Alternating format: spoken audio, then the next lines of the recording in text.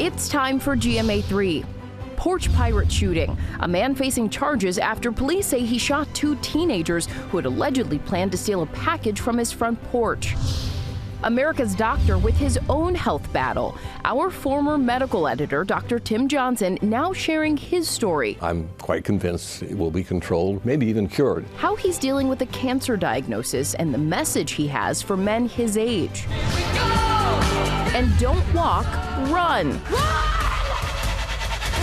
The must-see hit, action-packed series for the whole family. They take care of each other. That's what real heroes do. The stars of Percy Jackson and the Olympians are here, just in time for GMA3.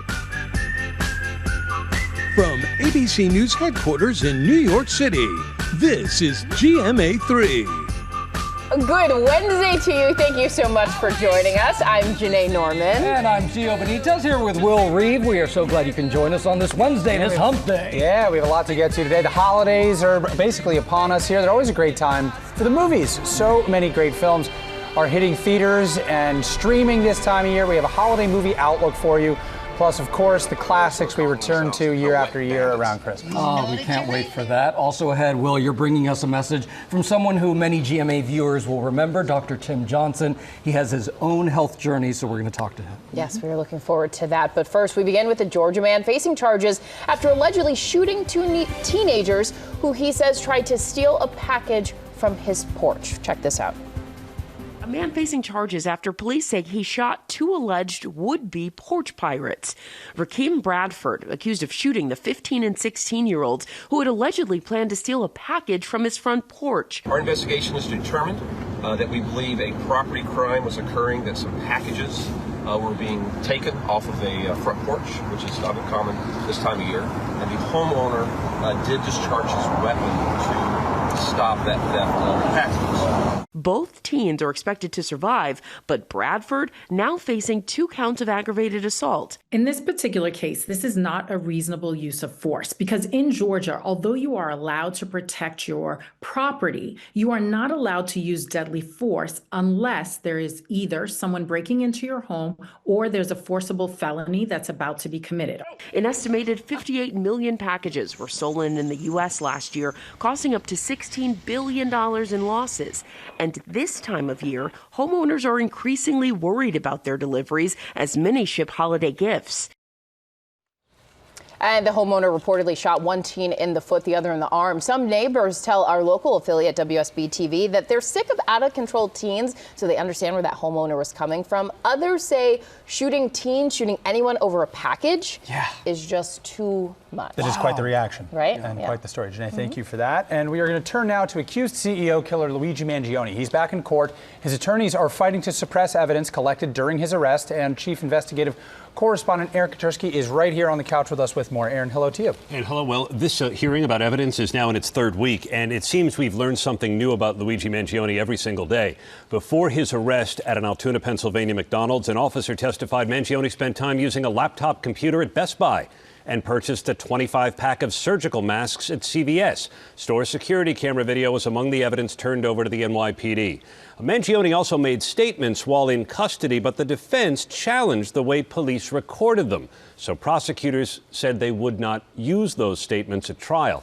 The defense is also trying to exclude other evidence, the alleged murder weapon and writings found in Mangione's backpack when police searched it without a warrant. A dozen witnesses testified, though, they did not need a warrant at the time, and a judge is expected to decide next month what evidence will or will not be allowed once Mangione stands trial for the murder of Brian Thompson. Yeah, and this is a case everyone is watching. All right, thank you so much, Aaron. Now to the holiday shipping deadlines with Christmas just over a week away. Can you believe it? Elizabeth Scholze has the details, and Elizabeth, today is a big one to get those gifts there on time. It really is, Gio. Today is officially the last day to use ground shipping for holiday gifts. That's the cheapest option if you want your package to arrive by Christmas Eve. The U.S. Postal Service says it's the deadline for ground shipping and first-class mail. Check your local post office hours. A lot of those branches do close at 5 p.m. You also want to send packages with UPS ground and FedEx 5-day ground shipping by end of day today. If you wait just one day later, you'll have to use priority mail or the more expensive expedited options with UPS and FedEx. Now, some shipping deadlines for major retailers are also creeping up. Here's a look at standard shipping options. Target and Best Buy, it can take up to 5 days. Probably best to place your order by this Friday. For Amazon, aim for the 22nd for 2-day shipping with Prime. Walmart says you can place orders up until 12:30 p.m. local on December 23rd with standard shipping, and packages will still arrive Christmas Day. And if you are really trying to procrastinate here, there is the option of ordering online and picking up in store. Some of these retailers have same-day pickup available as late as 8 p.m. on Christmas Eve, guys. Boy, that's really pushing it. 12:30 on December 23rd. I mean, woof. All right, Elizabeth, thank you so much. Yeah. Coming up here, GMA's former medical editor, Dr. Tim Johnson. He's going to share his own medical fight and a message for older men. A really important story. That's coming up on GMA3. Stick around.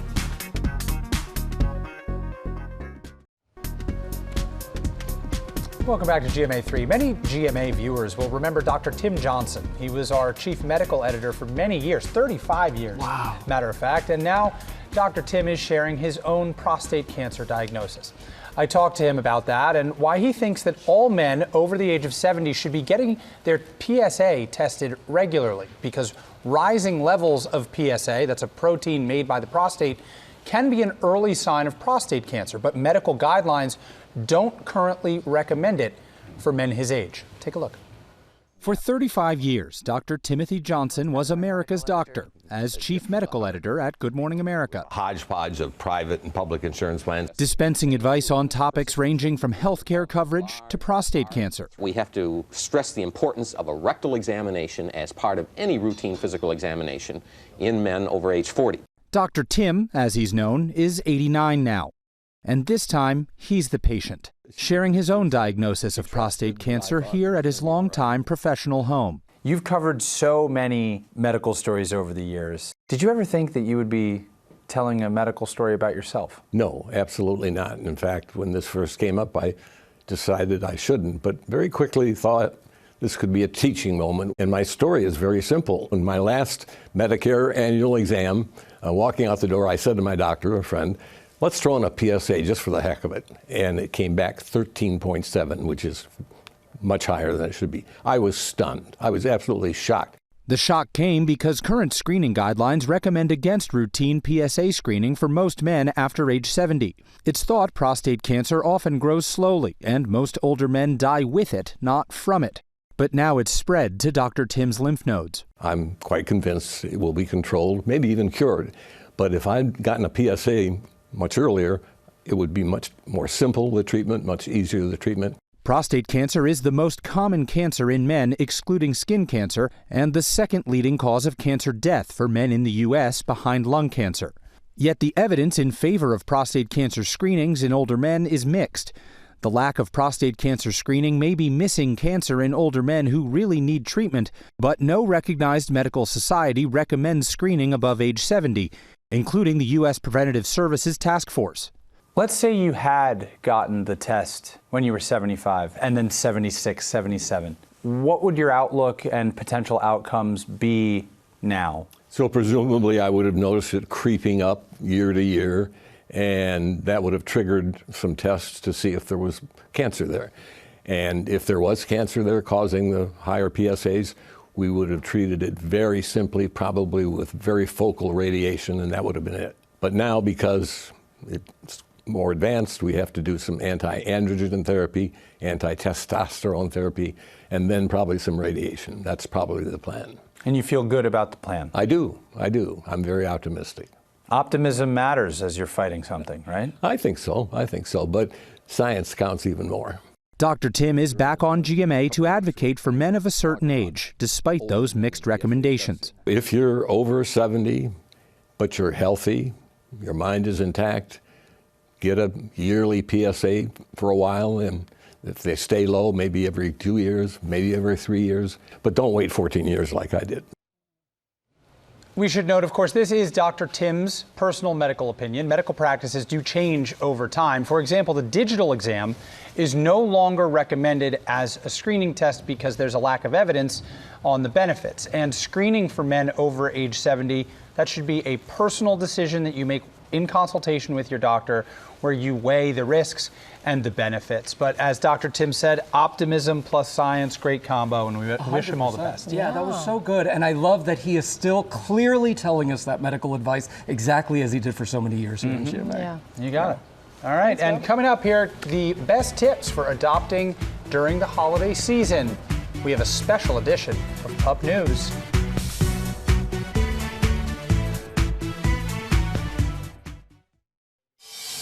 Okay, we're back now with Pop News and Will Gans, the snowman. I'm wearing so much white that when we came back, I didn't even see myself on that. I was like, wait a minute. It's a floating It's head. just a floating snowman. All right, you guys. It turns out that fans of the Rolling Stones can't get what they want in the new year, unfortunately. Despite a nearly completed new album and big plans to tour the UK and Europe in 2026, the Rolling Stones revealing they will not be taking the show on the road as originally planned. Sources say that guitarist and Rolling Stones co-founder Keith Richards was unable to make a 4-month commitment. Richards, who turns 82 years old tomorrow, suffering from arthritis and reportedly not up for the rigors of a full-blown tour. While tour plans might be up in the air, Variety is reporting that the album is still on track for a 2026 release, thanks in part to producer Andrew Watt, who's worked closely with Gaga, Miley Cyrus, and Ed Sheeran. So maybe not a full-blown tour, but new music with a little bit of Gaga. I'll never be mad about that. That's a silver lining, but man, they're so good in concert. I was looking forward to that. Really? You've seen them? Multiple times. Love the Stones. They do Favorite tour. band. Yeah. Favorite band? Yeah. Wow. Do y'all have a favorite band? You're putting me on the spot. It's okay, it's okay. Put on the spot. Come back at the end of Pop News. Yeah, think about it. We'll get back to you. All right, up next in Pop News, a singer-songwriter who always worked hard for the money. This could be your favorite artist. Disco queen Donna Summer set to finally be inducted into the Songwriters Hall of Fame 13 years after her passing. Summer wrote most of her global smashes, which included Love to Love You Baby, I Feel Love, and Bad Girls. During the 70s and 80s, she released 3 consecutive #1 albums, 4 #1 singles on the Billboard Hot 100, and was the first female artist to receive Grammy Awards in 4 different genres: dance, rock, R&B, and gospel. Her husband Bruce sharing in a message, quote, "With all the accolades she received over her career, being respected as a songwriter was always the thing she felt was overlooked. So for her to be accepted into the Songwriters Hall of Fame, I know she's very happy." How cool is that? You know, when I was a kid, I listened to her Best Of album like over and over and over every day. So that's where your inner diva comes from. I was going to say, that we're not surprised. Yes.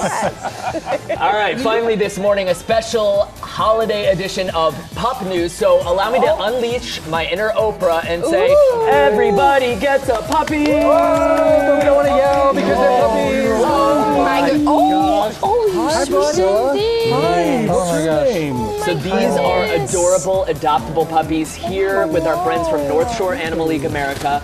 We've got Buddy. I have Buddy in my hand. You have Zuzu, Janae.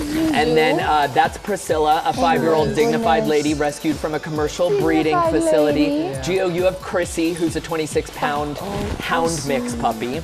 This, of course, is a busy time for animal rescues, and North Shore Animal League has experts to help match dogs to their forever homes. Plus, they've got some advice for adopting during the holidays. If you want your new 4-legged friend to be a surprise gift, they say the best thing to do is to wrap a collar or a dog toy under the tree and then go as a family to pick out your new pet together. And of course, remember that adopting an animal is a lifelong commitment. You know, it can last anywhere from 10 to 15 years or beyond if you're lucky, so be prepared for the long haul. And of course, adopt, don't shop. Plus, we have a big announcement with a special surprise from Chewy. As part of their Chewy Claws holiday program, they'll be covering adoption fees for North Shore Animal League America throughout the holiday season. And to find a shelter in your area, you can go to animalleague.org. I always say the 2 best decisions I ever made for myself were 1, getting sober, and 2, adopting Archie from North Shore Animal League America. So I cannot recommend working with them enough. Your fiance would like a word? Yeah, well, that was a joint decision we made together. Okay, yes, cool. yes. The first 2 were solo decisions. Okay. How did we get the 4 calmest puppies in the world? Really? Modern medicine, baby. Thank you. Thank you, Will. That was great. All right. Well, we're calm here, but coming up, we're going to sit down with Kumail Nanjiani. He's going to talk about his new stand-up special, Night Thoughts. Stick around. You're watching GMA3.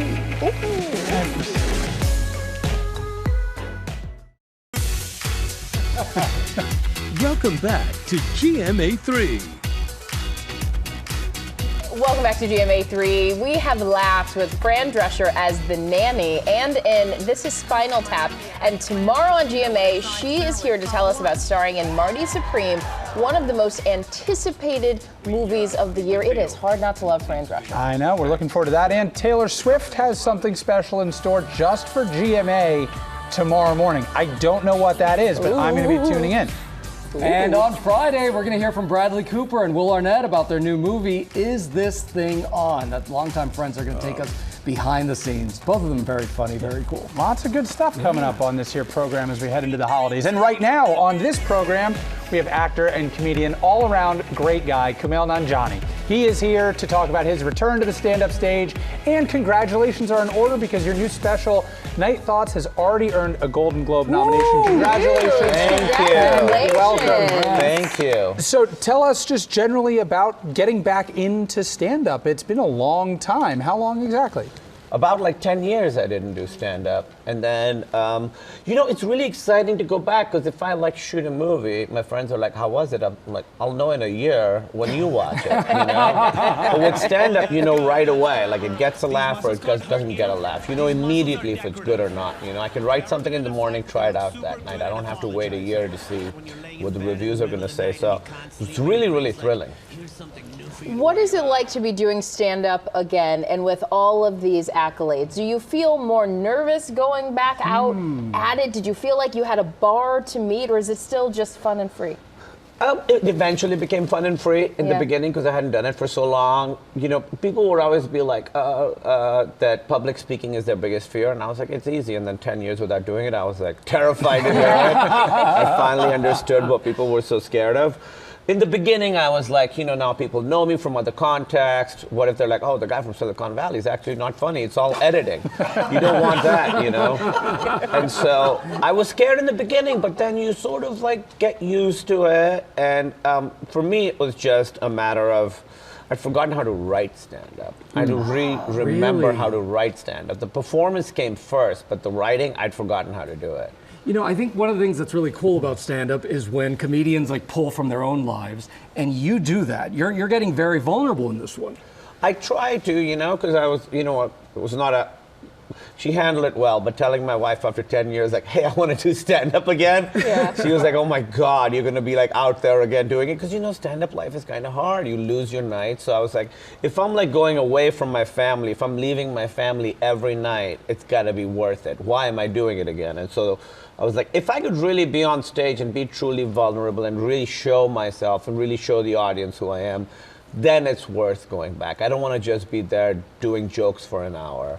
So that's why I decided to do it and talk about it. Is she your first audience? Like, is she hearing the jokes first? Unfortunately, she is my first audience. Does she laugh as much? I'm thinking about husbands telling jokes. Does she laugh as much as the audience does? Or does she roll her eyes? I She's didn't think so. used to this. Right. The most I get is, that's funny. Right. If I get an I'm like, okay, that'll do well. If I'm doing like a late night talk show or something, running stories by her, she's like, that's funny. I'm like, well, tell your face that. That is actually helpful. She's a writer too. She knows what to do. Oh no, that's the problem. She knows what to do. She's like, I don't like the construct of that. The punchline comes too late. I can get her every now and then. She's one of the funniest people I know. She is the funniest the funniest person I know. Just put in the part. This is edited, right? Just put in the part where I say she is the funniest person. No, dude, this is live. Well, it's like live. Yeah, just tell everyone. All right, I'll tell her you guys canceled and I didn't do the show. Well, she's watching it right now. She is. Before we let you go, I want to talk about you talked about the writing process and then the idea of being vulnerable, making it worthwhile. What is the writing process to get to that vulnerability? Are you sitting down going, here are my deepest, darkest night thoughts? Yeah, I mean, I try, and Emily's a writer, and in the beginning when I was first doing comedy, I was like, you have to wait for inspiration. And then Emily was like, no, you got to go to church every day. Sometimes God doesn't show up, sometimes God shows up, but you got to go to church every day. So that's what it's been like for me. Like every day, sit down and write, and some days you don't get anything, but often you get something, even if it's something small. So for me, it was like, it used to be something funny would happen, I would write about it. Now it's like, I want to write about this thing, how do I make it funny? So that's sort of been the process, just sitting down and writing every day. It's been the biggest change in my career. So consistency showing up. We've got a clip. Let's check it out. When little baby Bagel was 8, I took her to the vet, and the vet was like, you know the thing with geriatric cats is, and I was like, what do you mean geriatric? It's a little baby, look at her. That's a little baby. Write down baby on your stupid chart. I have a question for you. Are you an idiot? Pull out a laser pointer. Is this the behavior of an adult? What made it so special to shoot in Chicago?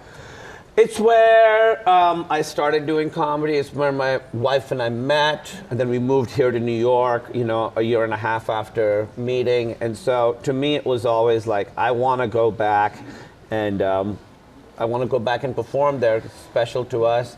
And the venue I chose was, one of the reasons I started doing comedy was Zach Galifianakis. I'm a huge fan of his. I toured with him back in, I don't want to say the exact year, but I opened for him in this theater, and I remember opening for him and going, someday I'm going to headline this theater. And then this year, 15 years later, was the first time I did that venue. When I got a chance to record the special, I was like, it's gotta be this venue. I'll wait for this venue. She asked that because she's from the Chicago area. Are you really? Yes, I'm from the cornfields of DeKalb, Illinois. But that's fantastic. You do know, wow. It's Chicagoland. It's very small. Yeah, Greater Chicagoland area. Yeah, there you go. And that is where your special Night Thoughts originated from, and the rest of the world can see it starting Friday. It premieres on Hulu and Disney+. Our huge thanks and another round of applause. And Johnny. And coming up, the stars of the hit show Percy Jackson and the Olympians are here. They're going to tell us what the fans are going to go crazy for this season. All that and more coming up on GMA3.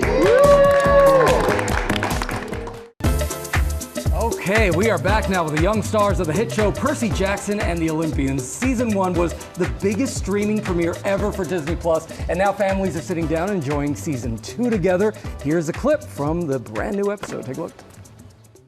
Percy, you already know there's something you're not supposed to know, which is bad enough. Okay, so don't tell me anymore. What? Don't tell me. That's your idea? I trust there's a good reason to stop me from leaving camp or going on the quest or whatever. I trust Chiron, but mostly I trust you. Oh, look at that. We have the Percy Jackson stars right here on our Percy Jackson themed set here. Walker Scobell, Leah, Sava, Jeffries, and Aryan Simhadri. Welcome to the show. Thank you guys for being here. It's so cool. I mean, we were just talking about how amazing this whole experience is. Season 2 is based on the second book. It's called Percy Jackson and the Sea Monsters, the Sea of Monsters. How much water is there in this sea of monsters? About 2,000 gallons. That sounds like a lot. There's a lot of water. That was actually the first time that someone has gotten all of our names right in a row. Yeah. Wow. In a row. Nice job. Yeah. He's bilingual, so. You guys are just, as I've said to you before, that when we've met, just so pleasant to be around, and you seem to have such a great attitude about everything. But this thing keeps getting bigger and bigger and bigger. And now you've got this super viral billboard that everybody's been talking about that also features a lot of water. Everyone saw that. And when you saw this, and when you see all the marketing and advertising and the buzz that you guys get, how does that sit with you all?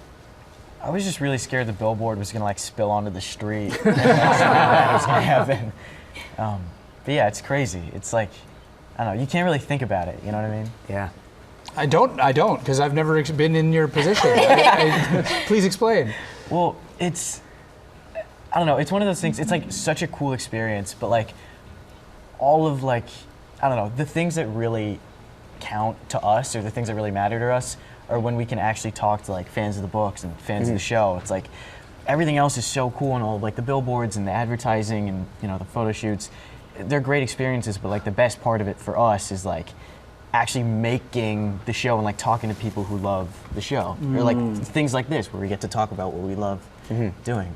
And what's so cool is that this, first of all, I loved the Percy Jackson books, right? I mean, he just killed it with writing those books. And you, Walker, you actually play Percy Jackson. What was it like before you were cast? Did these books change your life?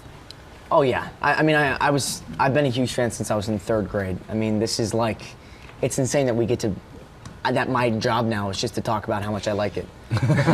So yeah. That is so cool. That goes back. So thinking about loving something from 3rd grade and then getting to grow up and be a part of it. Leah, in one of the last scenes, there were 30 horses brought in for the chariot. The 30 live horses brought in for the chariot scene in the last episode. Oh, yeah. That had to be overwhelming. Was it as fun to shoot as it was to watch? It was honestly amazing. For me personally, my uncle, he takes care of a lot of horses and like animals in general. And it made me feel like I was back at home, you know, like being able to just like, I don't want to be like crazy, but like be one with the horse, I guess. Just like, I was able to like, I don't want to say like talk to it, but just like, I felt connected again. And then just seeing how many there were and just like they're trained to like do all these things. It's amazing to see what these animals can actually do. And even though we didn't actually ride the chariots, to see our stunt like chariot people, like our horse stunt trainers actually ride them, had to be the best thing I've ever watched. Like, I think we counted that at school as like a movie day or something for me. And it was great. Like, as soon as they said go and they went around that track, oh my gosh, I want to go back so badly. Wow. Yeah. All right, well, we've got a lightning round of questions for you guys. All right. Who jokes around the most on set?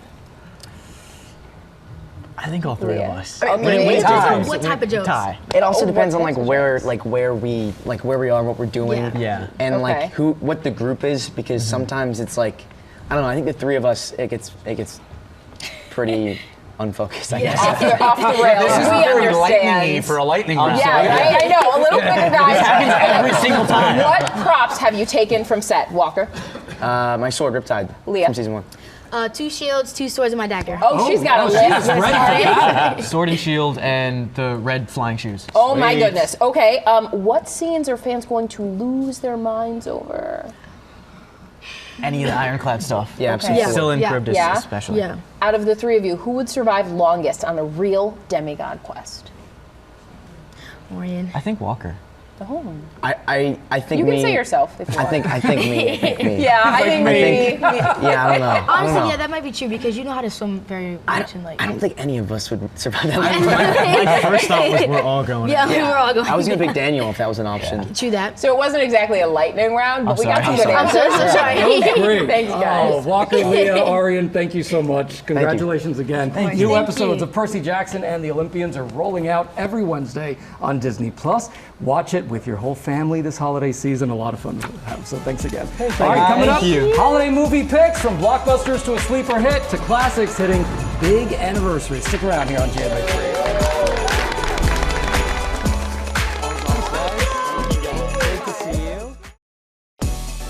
We are back and we're talking movies for the holidays. Carlos Greer is a senior reporter at Page 6 and he joins us now with what you should be watching as we roll into the holidays. Carlos, thanks for being here. Let's talk Christmas at the movies. We've got Avatar: Fire and Ash going head to head with Timothée Chalamet and Marty Supreme. Yes, so listen, Timothy, this is his year. He plays table tennis player Marty Supreme. The name of the character is Marty Mauser. Now, it's a fictional character, but it's based on the real-life table tennis pro, Marty the Needle Reeson. And he's an eccentric New Yorker, and this cast, we're talking Fran Drescher, she plays his mom, Gwyneth Paltrow plays his love interest, and there's some really steamy scenes between him and Gwyneth. I mean, I'm telling you, they really go there. Isaac Mizrahi is in it, but critics are saying that this is going to be Timothy's career-defining role.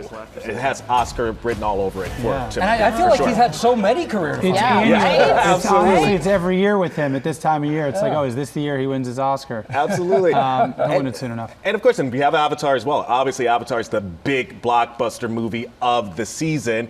James Cameron, he returns with his 3rd film in the Avatar universe. And, you know, early reviews are saying that this is the best one yet. Wow. Zoe Saldana and Sam Worthington, they return as Neytiri and Jake. It is a little heavier because they're dealing with grief, but it also has themes around tolerance and, you know, love and all of that. And it's beautiful. Like all the Avatar movies, it is stunning to watch. And so you're going to want to watch this on IMAX 3D. Yes, always a spectacle to go see in theaters. And we can't forget about Song Sung Blue. That's Hugh Jackman, Kate Hudson, Neil Diamond It is so story. good, you guys. Gio is a fan. Yeah. What do we need to know? Listen, you know, a lot of people are starting to buzz about this movie. And so Hugh and Kate, they play this couple who, they're in a Neil Diamond cover band, Lightning and Thunder. Hugh is Lightning.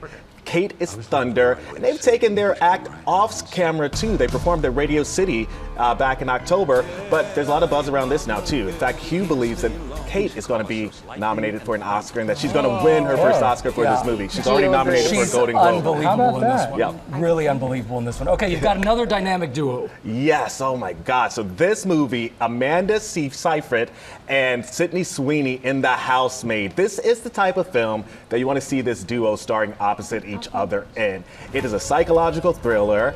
Sydney, she plays a down and out woman who's looking for a job. Amanda's the rich, wealthy suburbanite who gets her the job, and then from there, we're talking ex-cons, we're talking affairs, lies, deception, everything that you can think of. And Amanda said that this is the most fun she's ever had playing a role. Really? Sounds actually good. It does sound It's really incredible. good. Okay, so what's the big streaming hit to watch with the family? Listen, so a very Jonas Christmas. The brothers, they're in this movie. It's a fun movie. It's great to see them. If you're a Jonas Brothers fan or not, this is a family film that you want to watch. You see them handling sibling rivalry, and also it's just fun to see them on camera again.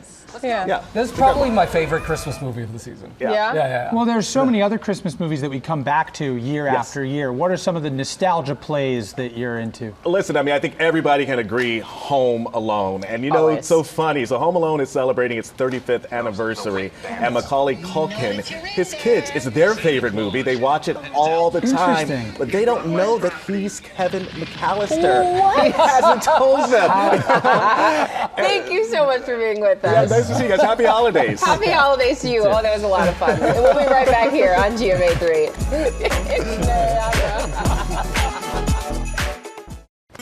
I'm told our time has come to an end. Thank you for watching. It's come to an end, yeah. That was a lot of fun. It For more was. news, check out What You Need to Know anytime on Disney+. Have yourself a great day. Have a great Wednesday. We'll see you tomorrow.